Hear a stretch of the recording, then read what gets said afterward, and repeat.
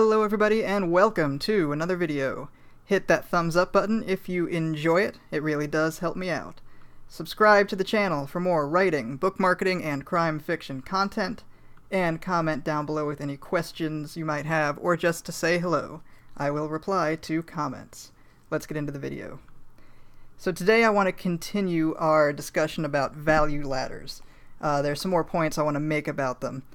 And what I want to do is give you some examples of value ladders from other businesses and then talk about the different ways you can do it for your author business. So I'm going to go back to Russell Brunson's book, .com Secrets, which I mentioned in the video about funnels. And in the book he gives an example of the value ladder for a dentist. Okay. So I'll draw it out for you, and this will be a good example of how this works. Because they function the same way in any business you apply them to. So it helps to kind of check out different industries' versions. Okay, so we have value on the y-axis again, we have price on the x-axis. And then we have our line. Okay. Now remember, as you go up this line, each additional product is going to provide more value to customers for a higher price. That's what the value ladder is all about. Now the example in the book is a dentist that starts out with a free offer of free teeth cleaning. Right, so there's his free offer right there. $0. And the free cleaning gets people in the door, right? It's the bait, the lead magnet that gets people into the dentist's funnel. And so what he would do is offer that free cleaning with ads, postcards he sends out in the mail, and let people know that he's giving that away to try to get them in. Now, once they're in the office, he might say something like, well, you know, your teeth could be whiter. So let's try whitening strips for you. And they cost a little bit more money, right? And then he might say, did you have braces as a kid? Because your teeth have shifted a little bit. How about I give you a retainer to help with that? Right? So again, value going up, price going up. Then he might say, you know, we could do some cosmetic dentistry to make your teeth look better. Again, higher price, more value. And you keep doing that, going up and up on the back end of your funnel until you reach your highest price offer. And the thing I want to make clear here is that the back end of your funnel and of your value ladder goes on in perpetuity. So you can have as many of these rungs on the ladder as you want or can. There's no limit to it. The only real requirement is that each step provides more value, and as a result, you make more money for providing that value. Okay? So free cleaning, whitening, retainer, cosmetic dentistry, and it keeps going up. This is an example of what you might see a dentist office doing. Now, another concept that may or may not be helpful for writers is something called a continuity program. And this is like a subscription service. It's something that people are going to pay for over and over again, and the fee is pretty constant. And so it would look something like this on the graph.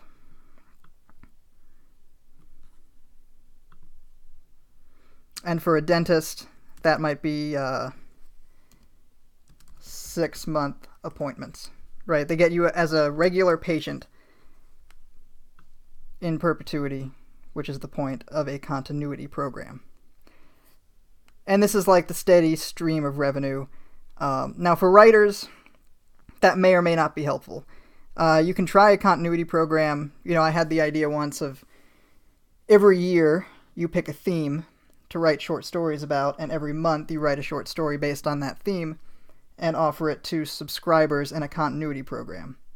And then at the end of the year, you combine your 12 short stories into a collection.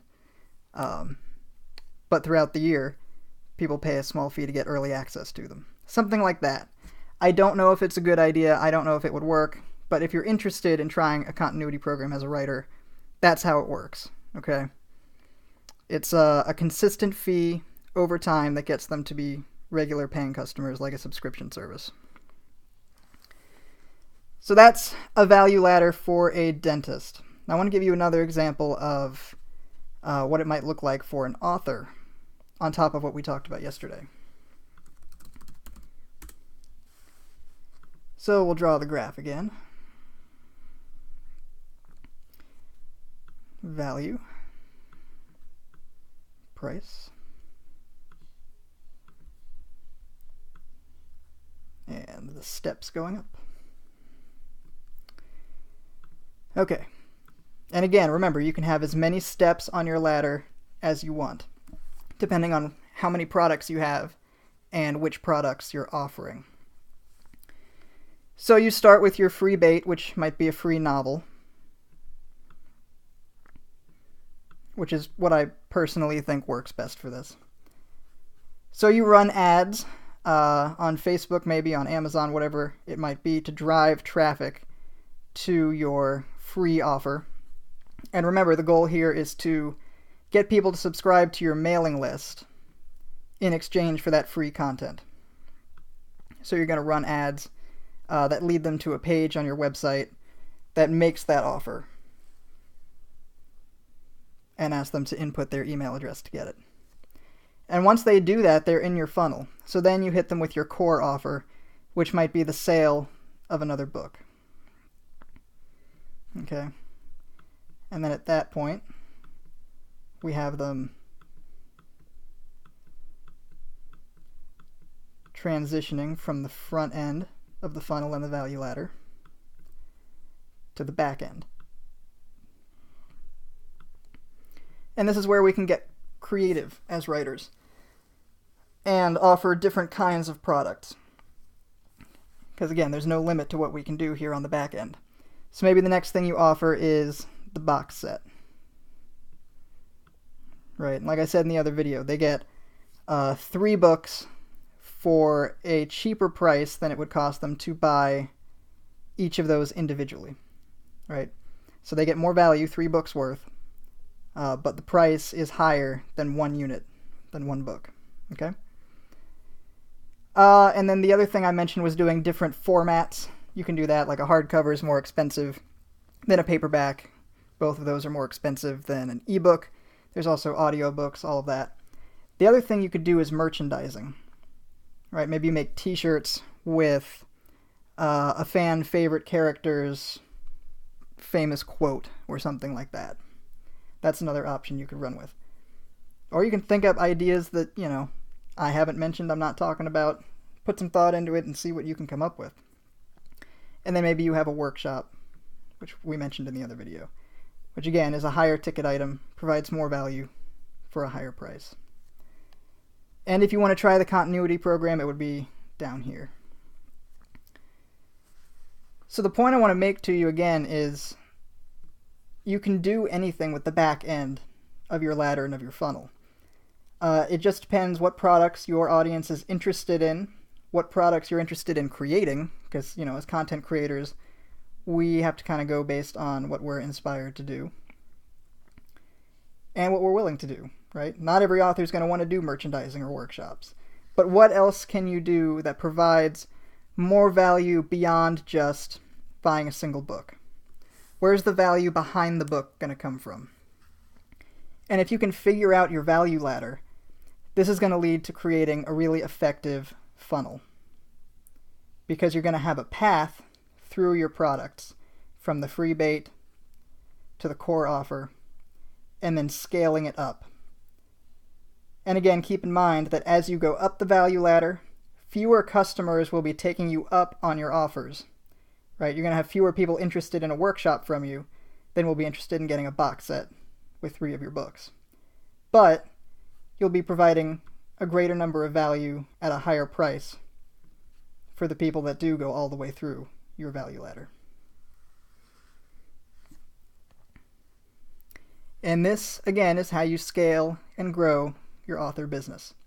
It does take some creativity. I think a lot of times creatives and artists see marketing as just this scammy kind of not creative task they have to do. And they're not very happy about it. But I'm here to tell you it is a creative endeavor.